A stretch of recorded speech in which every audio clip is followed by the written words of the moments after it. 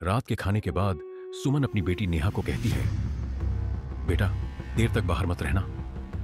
नेहा मुस्कुराकर जवाब देती है, माँ मैं समझती हूं। लेकिन जब बहू पूजा कहती है कि वह अपनी सहेलियों से मिलने जा रही है तो सास तुरंत टोक देती है, बहू को इतनी रात बाहर जाने की क्या जरूरत। पूजा चौंक जाती है, क्या बहू और बेटी के लिए अलग अलग नियम सही हैं? सुबह पूजा रसोई में काम कर रही होती है, तभी नेहा उठकर सीधे अपने कमरे में चली जाती है। सास मुस्कुराकर कहती है, बेटियां तो राजकुमारियां होती हैं, उन्हें काम करने की क्या जरूरत।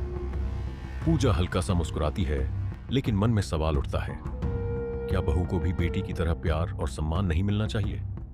क्या घर के कामों की जिम्मेदारी सिर्फ बहू की होती है? रविवार को नेहा अपने दोस्तों के साथ घूमने जाती है और सास खुशी खुशी उसे विदा करती है। लेकिन जब पूजा कहती है कि वह अपनी सहेलियों से मिलने जाना चाहती है तो सास का चेहरा उतर जाता है। बहू को घर संभालना चाहिए, घूमने की क्या जरूरत। पूजा चुप रह जाती है, लेकिन मन में सवाल उठता है, क्या शादी के बाद एक लड़की की आजादी खत्म हो जाती है?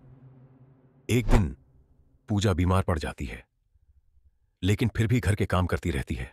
सास कहती है, बहू को तो घर संभालना ही पड़ता है। तभी नेहा कहती है, मां अगर मैं बीमार होती तो आप मुझे आराम करने कहती, पूजा भाभी भी तो इंसान है। सास चुप हो जाती है, क्या यह सोचने का समय नहीं कि बहू भी बेटी जैसी देखभाल और प्यार की हकदार है?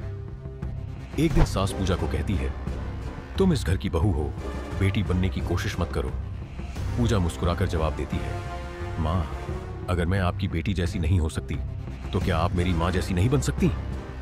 सास चौंक जाती है, क्या यह सही समय नहीं कि बहू और बेटी के बीच का भेद मिटा दिया जाए और हर लड़की को समान प्यार और श्रेय और सम्मान मिले?